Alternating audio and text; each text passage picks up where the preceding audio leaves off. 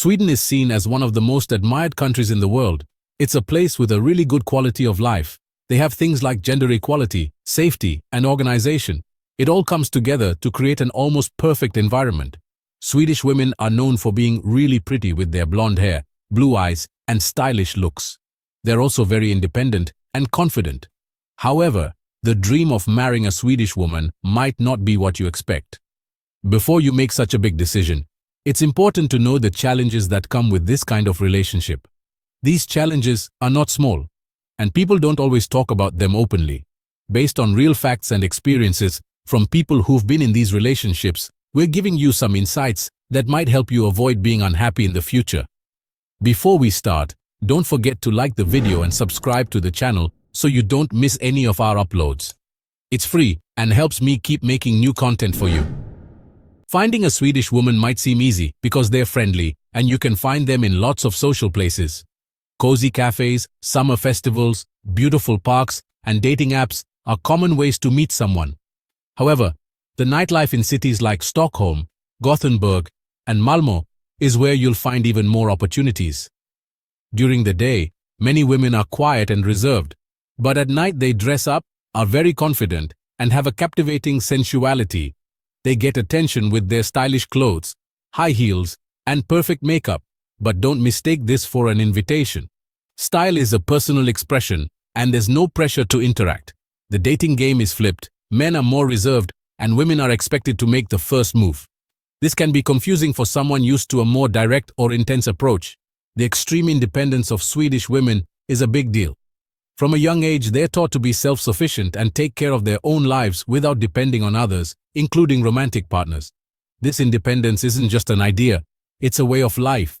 This is perfect for someone who values a partner who's equal in rights and responsibilities. However, for those used to more traditional cultures, where the man is the provider, it can be a shock. In relationships with Swedish women, finances are usually separate, bills are split, and responsibilities are shared equally. There's no "the man pays for everything" or "helps with chores." Both partners are expected to contribute equally. They're also very practical in relationships. If something's not working, there's no unnecessary drama, just a rational decision to move on. Another reality is the frustration with romantic expectations. Many men fantasize about Swedish women being the ultimate picture of feminine perfection. While they're often beautiful, intelligent, and loyal, their dating style is very different from traditional romance. Over-the-top romance isn't valued. Things like love letters, flowers, surprises, and constant declarations of love can be seen as cheesy or unnecessary. To them, showing respect, sincerity, and being present are much more valuable. They prefer a practical gesture, like sharing household chores, over material gifts. Many men, when faced with this practicality, miss the emotional warmth and more obvious displays of affection. Open relationships, children outside of marriage, and breakups without big dramas are accepted without much fuss. Emotional reservation is a cultural aspect that can be confusing. Public displays of affection, like kissing and long hugs, are uncommon. Saying "I love you" is rare and saved for very special moments. Expressing feelings is restrained and rational, and personal space is highly valued. For those from cultures where affection is shown through constant touch, this can be mistaken for disinterest. However, for them, respecting space, trusting without demanding, and sharing comfortable silence is the true way to show love. Any sign of clinginess or dependence can be seen as immature. Another point of impact is the lifestyle and distance within the relationship. Even in a serious relationship, Swedish women value their independence.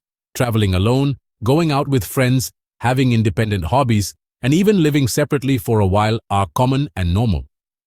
The term "sabo" is used to describe couples who are seriously dating but prefer to keep separate homes. Constant closeness isn't seen as essential for maintaining love.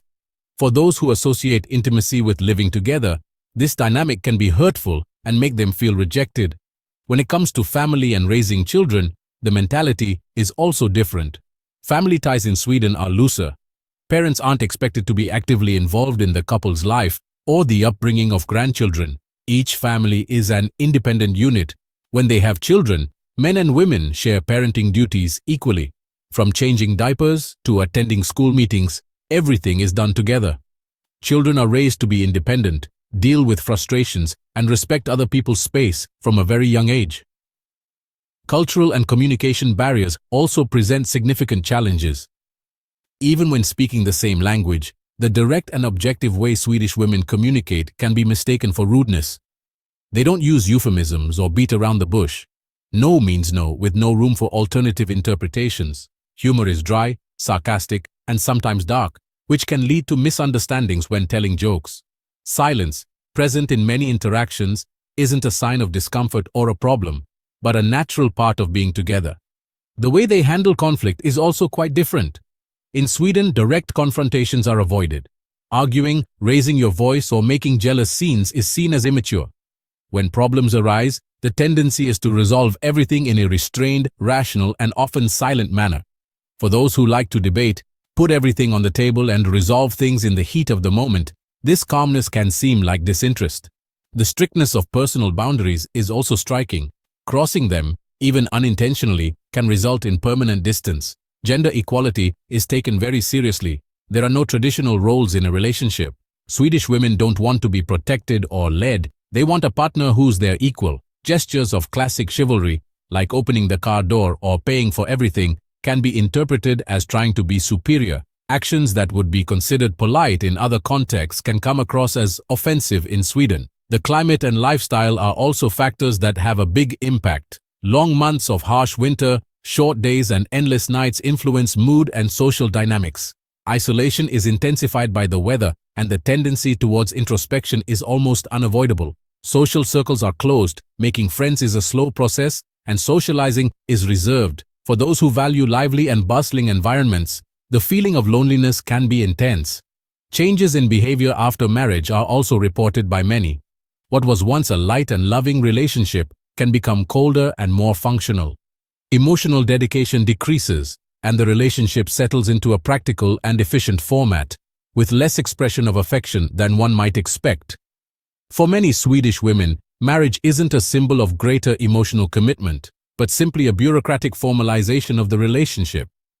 So despite all the attractions and qualities that do exist, dating and marrying a Swedish woman requires understanding, cultural adaptation, and above all, a willingness to embrace a new way of experiencing love. If you enjoyed today's video, please support us by liking the video and subscribing to the channel. Your engagement is what keeps us going. Don't forget to check out the video you see on your screen now. I'm sure you'll find it fascinating. Thanks for watching, and see you in the next video.